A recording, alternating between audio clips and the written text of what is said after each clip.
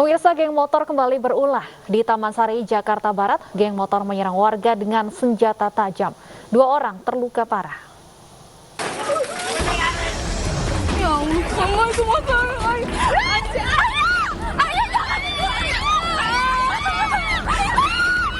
Inilah video amatir ketika kawanan geng motor menyerang warga di Gang 4 dan Gang 5 Taman Sari, Jakarta Barat akhir pekan kemarin.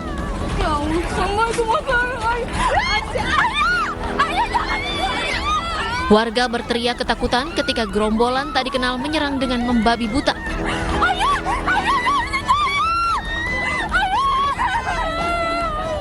Gerombolan menyerang dengan senjata tajam dan membuat 2 warga terluka. Selain itu, mereka merusak warung dan motor warga. Menurut saksi, terdapat puluhan orang yang membawa motor dan senjata tajam menyerang gang-gang di permukiman warga. Warga masih khawatir penyerangan kembali terulang. Belum diketahui motif penyerangan. Polisi masih menyelidiki identitas kelompok geng motor yang menyerang warga. Siapa geng motor yang membabi buta menyerang warga Taman Sari, Jakarta Barat? Apa pemicunya? Kami akan bahas bersama kriminolog Monica Margareta, warga Taman Sari sekaligus saksi mata Jeffrey dan AKP Lalu Musti Ali, Kanit Reskrim Polsek Taman Sari. Selamat sore Pak Kanit, Pak Jeffrey dan Mbak Monica. Baik, saya ingin ke Pak Jeffrey terlebih dahulu. Pak Jeffrey, bisa ceritakan kepada kami apa yang Anda saksikan pada saat kejadian penyerangan? Pak Jeffrey. Baik, sepertinya masih ada gangguan komunikasi dengan Pak Jeffrey, warga Taman Sari. Saya ke Pak Kanit terlebih dahulu. Pak, lalu apakah sudah bisa diidentifikasi siapa kelompok geng motor yang melakukan penyerangan terhadap warga ini? Jadi sampai saat ini, izin Pak, kita masih melakukan penyelidikan karena kita juga berharap keterbukaan dari anak-anak atau muda-mudi yang ada di sekitar TKP. Karena dari hasil penelusuran kami, sesaat sebelum kejadian itu ada akun yang mengatasnamakan Kebun Jeruk 4, yaitu di mana TKP berlangsung, menantang para geng motor untuk datang ke tempat mereka. Sehingga dengan adanya keterbukaan ini mungkin kita bisa dapat informasi siapa yang mereka tantang, sehingga patut diduga bahwa mungkin dengan siapa mereka bermasalah sehingga kita mampu mengidentifikasi siapa yang datang melakukan penyerangan ke TKP, Mbak. Tantangan ini disampaikan melalui media sosial, Pak? Melalui media sosial, IG, sehingga kita juga sudah kumpulkan informasi di situ, cuman kita masih lacak akun ini apakah memang akun masyarakat atau pemuda di setempat TKP atau memang ada orang yang sekedar ingin memprovokasi. Jadi memang akun itu juga baru dan itu ditanggapi, kita juga belum tahu yang nanggapi dari mana, karena kalau kita lihat dari akunnya itu dia ngundang para geng motor dari daerah utara maupun dari pusat untuk datang menyerang ke TKP. Artinya dugaan sementara ini konflik antar geng motor sebenarnya, bukan ditujukan kepada warga. Kalau kita bilang geng motor mungkin masih butuh pendalaman, Mbak, karena mungkin bisa jadi ini kelompok di luar itu atau yang mungkin satu grup yang datang menyerang, apakah antara solidaritas perkawanan atau apa, kita tentunya masih mendalami, Mbak. Baik, saya ingin kembali mencoba menghubungi Pak Jeffrey, warga Taman Sari. Pak Jeffrey, sudah bisa mendengar suara saya? Sudah. Ya, Pak Jeffrey, bisa ceritakan kepada kami apa yang Anda saksikan pada saat kejadian penyerangan? Pada saat kejadian penyerangan, saya dan anak-anak ini berlima itu lagi ngobrol. Nah, setelah ada bunyi klakson dari luar, kita di dalam gang nih lagi ngobrolnya gitu loh. Nah, terus ada bunyi klakson nih, anak-anak mau pada keluar gitu kan. Cuman saya bilang diam, jangan kemana-mana gitu kan. Karena kita di sini bagian keamanan udah diam, jangan pada keluar. Nah, anak-anak pada diem, tapi dimasukinlah 3 orang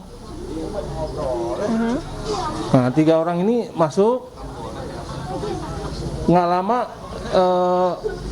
satu orang muncul abis ngojek. Nah itu udah diacung-acungin ini apa, celurit yang sangat gede, Nah, dia mau dibacokin, gitu loh, mau dibacokin. Cuman saya teriak dari sini, mereka mundur. Nah setelah mundur, ternyata mereka manggil kawannya, masuklah berempat. Yang satu bawa petasan 2 biji, nyerang anak-anak nih, yang kami berlima ini, gitu kan. Nah setelah itu, setelah bunyi petasan banyak, warga bangun. Nah yang korban yang kebacok ini, mereka lagi pada tidur gitu loh, cuman ngelihat anak-anak pada diserang begitu, mereka ikut nyerang. Artinya sempat ada diserang upaya baliknya perlawanan anak-anak. dari warga setempat. Ada karena namanya kita kampung diserang, ya otomatis kan kita nggak mungkin kita tinggal diam gitu loh. Baik, Pak Jeffrey, apakah Anda mengetahui mengenai apa sebenarnya awal mula perkara mengapa ada penyerangan ini? Nggak tahu. Justru yang saya bingungin, kenapa bisa ada penyerangan ke dalam gang gitu loh. Baik, tadi disampaikan oleh Pak Kanit bahwa Saya juga nggak tahu. dugaannya ada tantangan yang disampaikan melalui media sosial. Apa yang Anda ketahui mengenai hal ini, Pak? Apakah mungkin ada geng motor juga di wilayah Anda? Atau kelompok remaja? Kelompok remaja, kemungkinan ada tantangan, kemungkinan itu entah dari mana, dari gang sebelah atau dari mana gitu kan. Kita nggak tahu menahu gitu loh. Mungkin ya kita kena imbasnya. Gitu. Baik, saya ingin ke Mbak Monika. Mbak Monika, dari keterangan sementara yang kita dengarkan, dugaan-dugaan yang muncul, apa analisa sementara Anda atas kasus penyerangan ini? Ya, bahwa beberapa kali mungkin aksi kejahatan jalanan seperti ini dalam waktu beberapa dekat ini memang terjadi gitu ya di ruang publik. Kalau menurut saya mungkin nanti masih menunggu tetap hasil penyidikan kepolisian yang akan dilakukan oleh Pak Lalu beserta jajarannya. Tapi mungkin mereka ingin menunjukkan bahwa ada identitas dari kelompok mereka gitu ya. Ada identitas kelompok atau geng kekerasan ya. Kita bicara kekerasan aja dulu gitu ya Mbak ya. Walaupun mereka nanti terbukti punya kelompok geng motor tersendiri nanti, bahwa mereka ingin merepresentasikan gitu bahwa keberadaan mereka ini ada loh di tengah-tengah masyarakat gitu. Kalaupun nanti ternyata terbukti bahwa mereka melakukan tantangan gitu ya terhadap kelompok geng motor yang lain nanti dari hasil penyelidikan, bahwa itu memang menunjukkan lagi bahwa ini bukan hanya sekedar representasi gitu, tapi ada kepentingan antar konflik sosial yang terjadi di antara kedua kelompok. Lihat mengapa aksi geng motor ini bisa dikatakan semakin nekat? Apakah ada hukuman yang kurang tegas atau ada faktor lainnya? Kalau dikatakan semakin nekat, mungkin pada saat ini memang situasi ya, realitas sosial kita yang berada pada masa pandemi saat ini, jadi dipergunakan dengan tidak baik gitu ya oleh kelompok-kelompok remaja maupun dewasa yang terafiliasi dengan geng motor itu, mungkin karena mereka ingin menunjukkan bahwa selain mereka ingin merepresentasikan gitu keberadaan mereka ingin menunjukkan ke masyarakat bahwa mungkin mereka ingin sengaja melakukan aksi kejahatannya gitu ya, hanya sekedar kesengajaan, hanya sekedar ingin diperhatikan oleh publik gitu ya Mbak ya, dan ingin sekedar menantang sejauh mana sih nanti mereka bisa terdeteksi atau tertangkap oleh pihak kepolisian. Terkadang aksi brutal mereka ini bisa menjadi motivasi mereka gitu ya, karena mereka pada dasarnya tidak, kebanyakan gitu dari hasil penelitian pada dasarnya tidak memiliki tujuan tertentu gitu, kecuali hanya ingin sekedar membentuk representasi diri kelompoknya dan juga ingin menantang gitu sejauh mana kepolisian bisa menangkap atau menindak mereka. Jadi mereka melakukan aksi yang semakin brutal, yang semakin liar gitu ya, hanya untuk tujuan-tujuan yang sebetulnya kalau boleh dikatakan bukan tujuan, kalau boleh dikatakan ya tujuan hanya sekedar gaya gitu.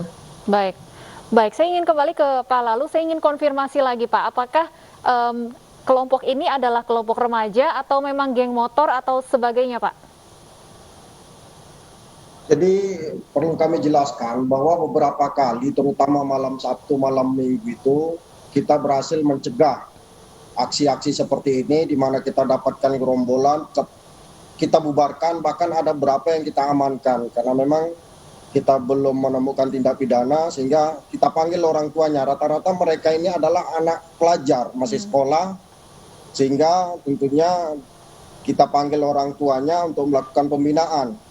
Karena setiap malam Sabtu, malam Minggu kami dari unit reskrim selalu melakukan mobile di sepanjang daerah-daerah yang rawan terjadi tawuran. Dan apabila kita lihat ada potensi seperti gerombolan dari anak-anak, pasti kita langsung bubarkan. Dan ini malam ini waktu itu juga sampai, apalagi kalau mungkin bisa dikonfirmasi ke warga masyarakat berdasarkan hasil penyelidikan, bahwa waktu penyerangan pertama itu masyarakat sempat menghalau sehingga mereka kembali.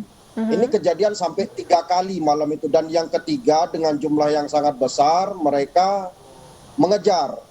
Berarti di situ memang 2 arah. Jadi bukan hanya serangan saja, tapi memang di situ apalagi dengan didukung fakta dari medsos bahwa memang ada tantangan dari situ, dari kelompok yang ada di TKP. Sehingga ada beberapa orang yang kita sudah ambil keterangan, cuman mereka belum mau mengaku siapa yang punya akun medsos tempat komunikasi dengan para pelaku ini. Apakah dari pihak polisian sendiri tidak bisa menyelidiki, Pak, siapa yang memiliki akun media sosial yang mengeluarkan tantangan ini? Kita masih dalami secara forensik untuk mendapatkan siapa yang pemilik akun. Cuman akan lebih bagus lagi karena kita tahu bahwa korban ini adalah orang yang baru bangun, yang hanya mau mengamankan kampungnya, yang tidak tahu masalah harus menjadi korban. Jadi minta kepedulian dari mungkin warga masyarakat sekitar yang merasa memicu adanya kejadian ini untuk memberikan keterangan yang sebenarnya, sehingga kita bisa mempermudah untuk melakukan penyelidikan untuk menemukan para pelaku. Baik, saya ingin langsung konfirmasi ke Pak Jeffrey. Pak Jeffrey, apakah Anda mengetahui mungkin terkait tantangan yang dilemparkan melalui media sosial ini karena ada permintaan dari pihak kepolisian agar supaya warga juga bisa terbuka mengenai hal ini?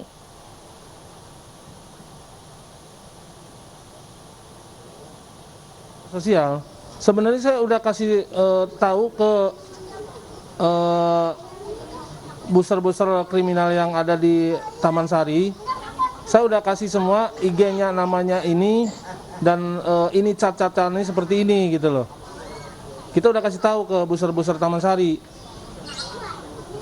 Apakah penyerangan ini pernah terjadi sebelumnya, Pak Jeffrey, atau sempat ada konflik yang terjadi di kawasan tersebut? Kalau konflik nggak ada, Cuman kalau penyerangan geng motor serupa pernah terjadi sebelumnya? Sering, di sini sering, cuman nggak pernah masuk kampung gitu loh. Kadang-kadang saya kalau lagi jaga sama Hansip sama Linmas kita nih, kadang-kadang itu di Taman Sari 8 itu sering banget dibikin ajang buat mereka tawuran seperti itu gitu loh. Baik, saya ingin kembali ke Pak Lalu. Pak Lalu, bahwa peristiwa ini sebenarnya sudah sering terjadi. Seperti apa ke depannya pengamanan yang akan dilakukan pihak kepolisian? Kita sudah melakukan langkah-langkah preventif dengan melakukan patroli, terutama di jam-jam rawan, di atas jam 12 kita sampai pagi. Biasanya sampai pagi, kadang untuk pengamanan sepeda yang sebelum PPKM darurat juga kebetulan wilayah Gajah Mada Hayamuruk ini merupakan daerah perlintasan yang memang biasa dilewati oleh kelompok-kelompok yang dapat meresahkan, sehingga untuk mengantisipasi itu kita biasa melakukan patroli di sepanjang Jalan Hayamuruk Gajah Mada. Itu yang terus di samping itu juga kita melakukan penegakan hukum terhadap ada beberapa yang sudah kita amankan kemarin, cuman karena memang pada saat kita diamankan ada senjata tajam pada diri anak-anak ini. tentunya kita proses untuk ini kan efek jerak dengan undang-undang darurat tahun 1951. Tapi rata-rata mereka memang masih di bawah umur, sehingga ketentuan berlaku tetap Undang-Undang Peradilan Anak. Sehingga kita tetap dalam melakukan penyelidikan melibatkan orang tua maupun dari pihak Bapas. Baik, Mbak Monika, fakta bahwa mayoritas dari para pelaku ini masih di bawah umur. Apa yang bisa kita lakukan ke depannya untuk meredam kebuasan remaja ini? Ya, pada dasarnya menyambung tadi juga pertanyaan dari Mbak Stefani ya terkait dengan ancaman hukumannya gitu ya. Sebenarnya ini perlu menjadi pengkajian ulang lagi oleh pihak kepolisian dan juga pihak lembaga-lembaga terkait yang membuat undang-undang terkait dengan pidana ini, bahwa selain ancaman hukuman yang mungkin harus bisa menimbulkan efek jera gitu ya, yang bisa kita lakukan adalah ya pada dasarnya menanamkan nilai-nilai kebudiluhuran dan juga pekerti Pancasila kepada anak-anak gitu. Ya pada dasarnya itu ya Mbak ya, bahwa dasar dari pembelajaran agar anak gitu tidak melakukan kejahatan adalah proses sosialisasi yang ada di tengah-tengah keluarga. Kalau tidak bisa di keluarga, di tengah-tengah masyarakat, artinya dari institusi-institusi sosial yang lain. Pada hal ini ketika mereka statusnya adalah pelajar, ya berarti institusi tempat belajarnya, entah itu sekolah ataupun perguruan tinggi ya, pada dasarnya menanamkan nilai-nilai kemoralan yang seharusnya sudah patut ditekankan sejak masa anak-anak mereka gitu, agar mencegah kebuasan dan segala macam. Dan juga peran media yang saat ini sangat penting saya rasa ya, ketika media memberitakan mengenai fenomena peristiwa kejahatan, bisa jadi namanya tahapan anak remaja gitu ya, mereka berada pada masa psikologis yang labil gitu ya. Mereka ingin mencari tahu, mereka ingin mencoba, mereka ingin mencari sensasi ketika mereka melakukan aksi-aksi kejahatan yang diberitakan di media, tapi ternyata mereka belum memahami betul bahwa apa efek-efek atau risiko yang bisa mereka dapatkan dari perbuatan kejahatan yang mereka lakukan. Harus berawal dari pembinaan dalam keluarga. Terima kasih Mbak Monika, AKP Lalu Musiali, dan Pak Jeffrey sudah bergabung bersama kami di Ini Sore. Kita harapkan kasus ini bisa segera ditindaklanjuti. Jangan sampai ada warga yang tidak bersalah kembali menjadi korban. Terima kasih, selamat sore.